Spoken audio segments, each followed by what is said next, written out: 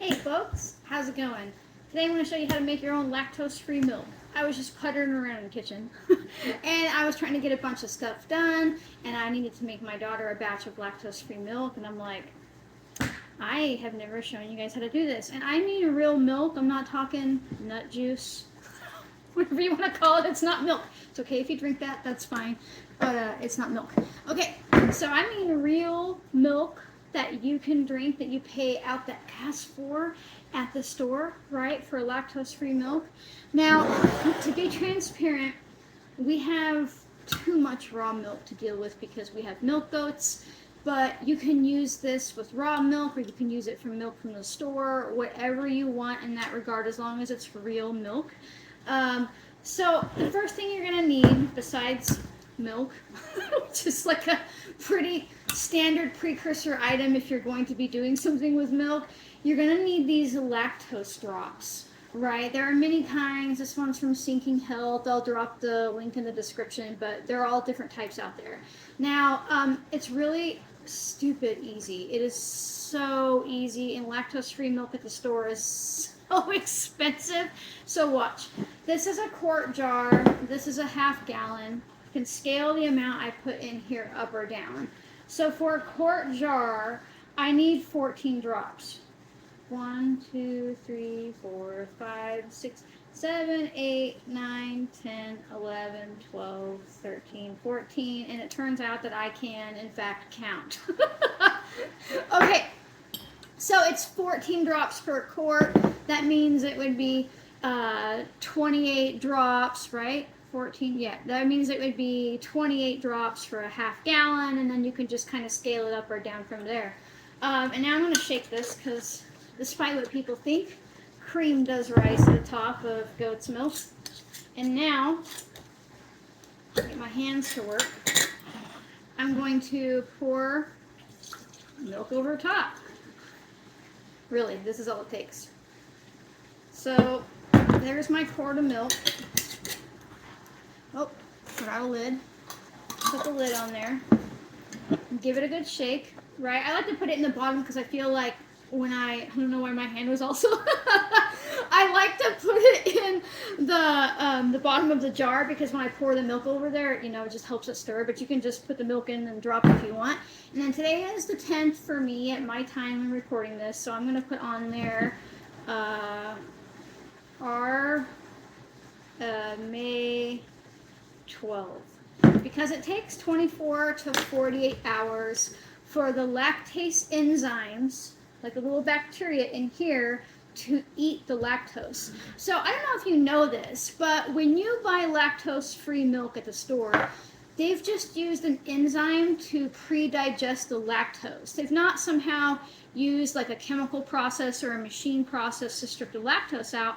It's the same enzymes that some people take before they eat dairy that may or may not work for you, right? But I find most people say you can have it ready in 24 hours. I would go with the 48 hours. Now, here's the cool thing. If you are working with raw milk, you only really need these drops like once.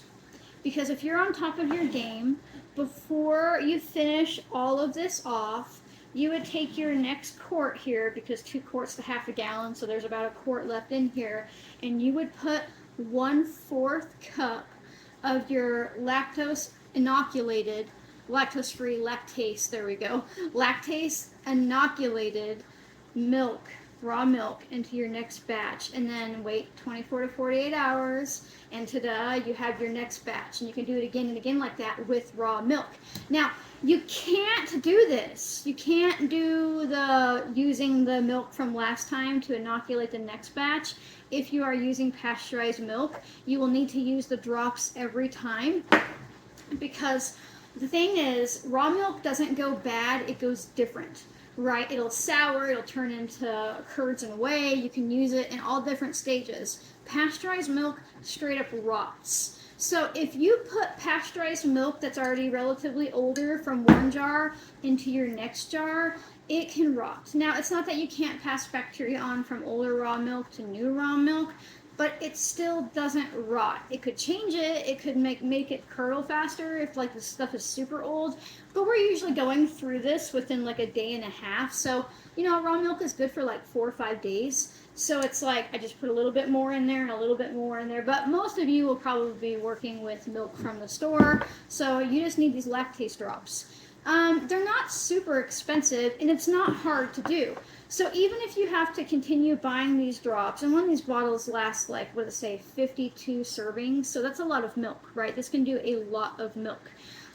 You're still going to be saving money because you can get a gallon of non-lactose free milk for way cheaper. Even if it's like organic or grass-fed, it's still going to be cheaper than that little half gallon of lactose free milk at the store. And that is so easy, and you are beyond smart enough to put some drops in a jar and pour some milk over it and wait for 24, 48 hours. But here's the catch. You can also use this on non-fermented dairy, meaning you can't use it to make sour cream lactose-free or yogurt lactose-free because the bacteria has already done its thing in that, the different bacterias. But you can buy cream and do the same thing like that. Any type of still sweet dairy, which means it hasn't been fermented. But you can also make this lactose-free milk, and then you can turn this into sour cream. You could turn this into yogurt. You could turn this into ice cream. Right, so whatever you can make out of milk and cream that you make lactose-free, you can make it lactose-free. It's so simple. So yeah, that's how you make lactose-free milk.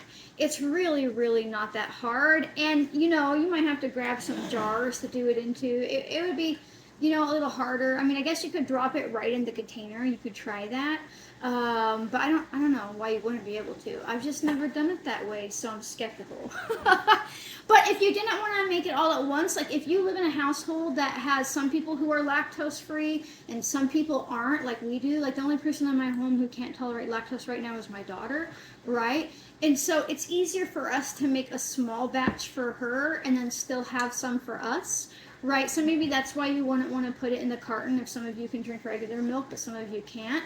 Because that would actually be kind of cool, because then it's like you have this jar and you could write whoever's name on it, like this is just your milk, nobody else touch it. Right, and then everybody else can share the other carton of milk or however you want to do it. But it really, really is that easy. And again, you are absolutely smart enough to do this, and I will have the link for the ones that I personally use. They don't pay me or anything like that.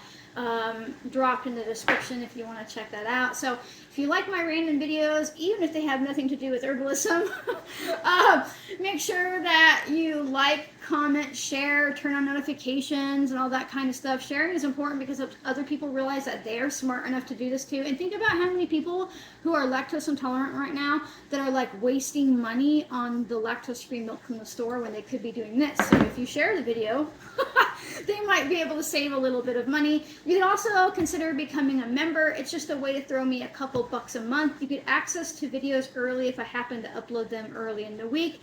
If you can't afford to become a member, don't even worry about it, because I release these videos on the weekend to everybody no matter what. So anyhow, thanks for watching, and I will see you next time, folks. Bye.